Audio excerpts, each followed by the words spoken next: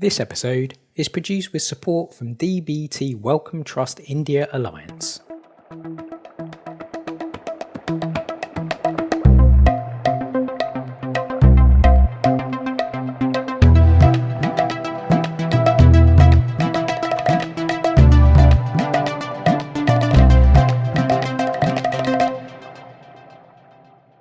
Scientists use many sophisticated and high-tech ways to measure and record our planet's biodiversity, especially in these times of a climate emergency when biodiversity has become a rare treasure to preserve.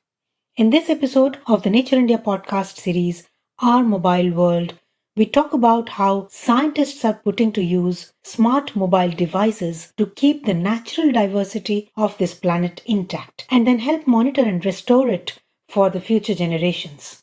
I'm your host, Shubhra Priyadarshini.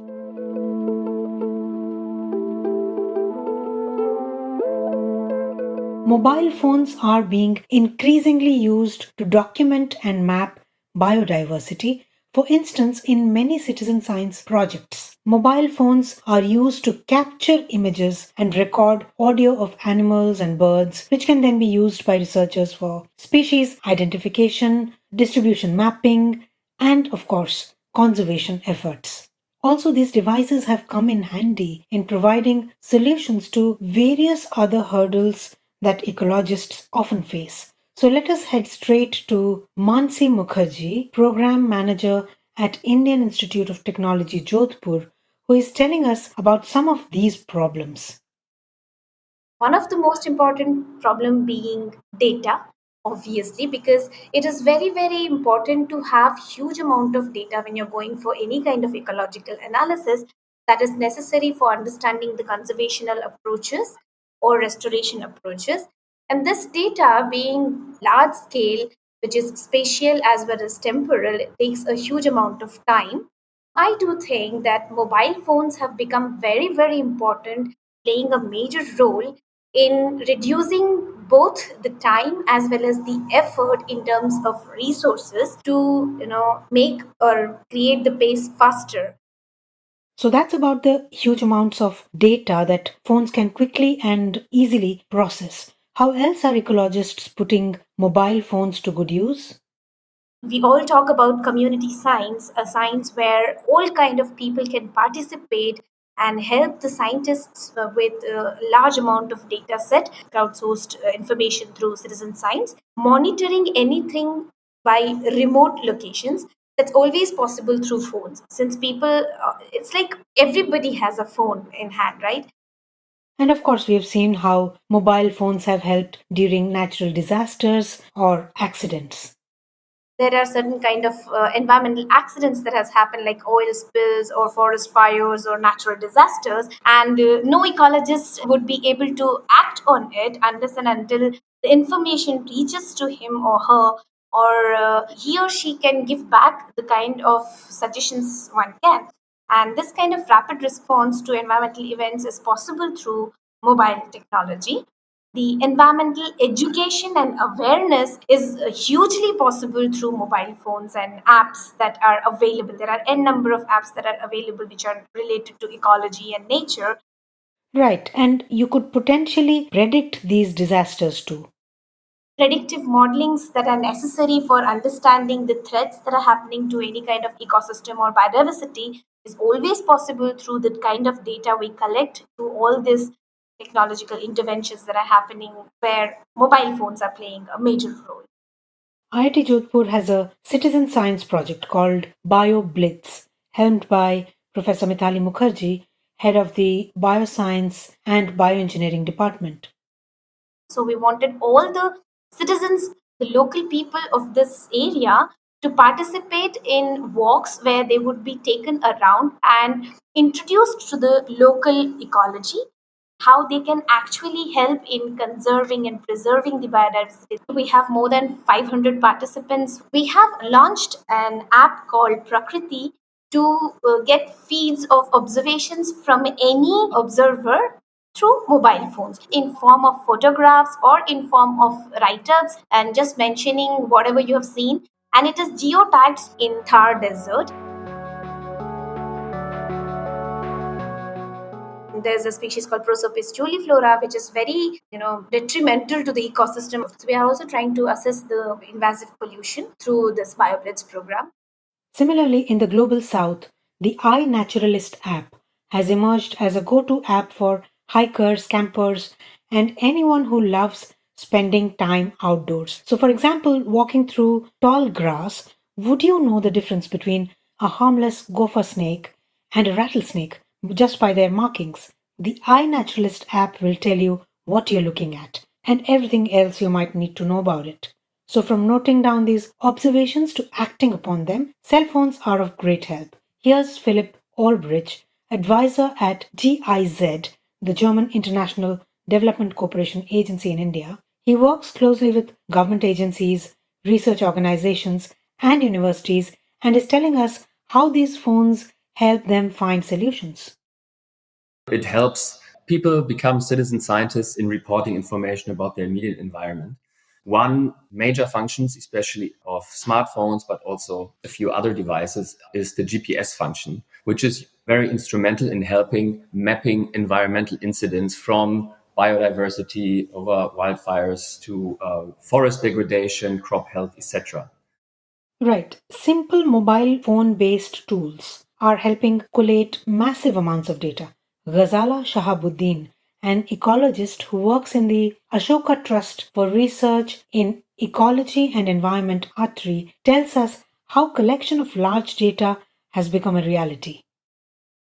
So, one thing is just the collection of data over large scales, over big areas. A mobile phone is now equipped with GPS, it has an altimeter, it has a camera. One can actually get a lot of site data wherever one is working. Second, the actual taxa that you're working on, say your bird species or all of the butterflies in a given area, you can just collect data really quickly using the apps that are now available for smartphones, such as the Merlin app or eBird. Many scientists have created these identification apps like PlantNet, where you can upload a photograph of a plant or a butterfly and get it identified almost instantaneously by experts or by the gallery, which is already available online.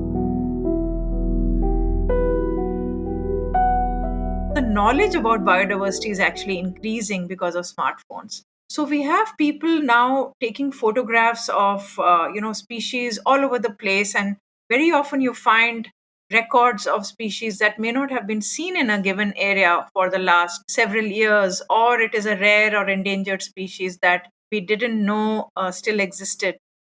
Surely, data collected through mobile phones can also signal and help monitor the real time impacts of development projects on biodiversity. Ghazala explains how these datasets can mitigate the detrimental impacts of infrastructure development. Species habitat modeling has become much more easy now. We have a lot of endangered species now, and we do need to figure out how to conserve these species. Geographic occurrence data is extremely useful for species habitat modeling.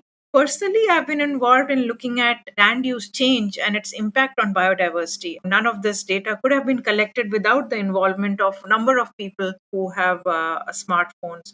So, for instance, if forests are changing to monocultures, or if a wetland is getting fragmented by a dam or a highway, then we have real time data to be able to understand the potential impacts of these development projects. And this is something that the government needs to know, the NGOs need to know before we actually execute. Great. Scientists also rely on large scale citizen science data to track the status of wild bird species. Ghazala mentioned earlier eBird India, a well known platform that crowdsources bird data.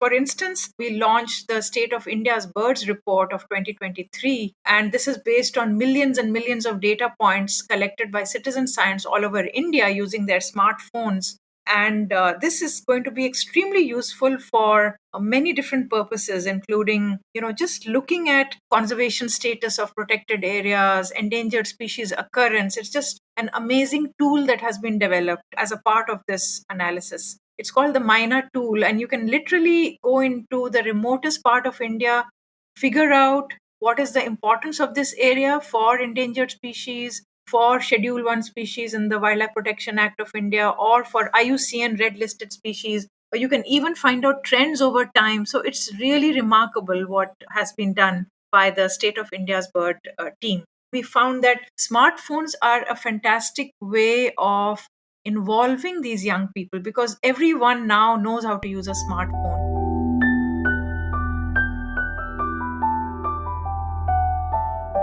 So, two things are happening simultaneously. One is that they are learning about the natural environment around them.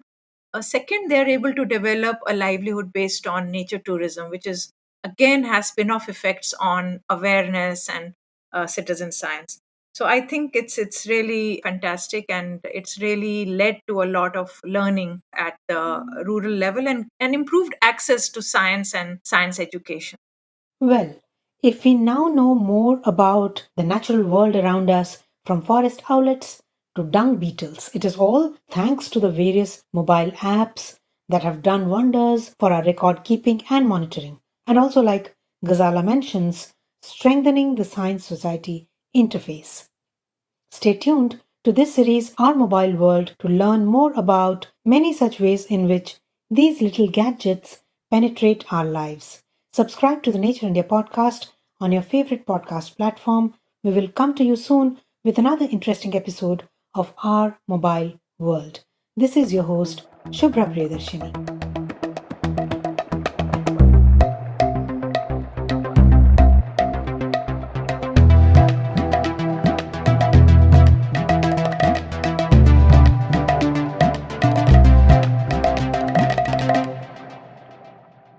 This episode is produced with support from DBT Wellcome Trust India Alliance.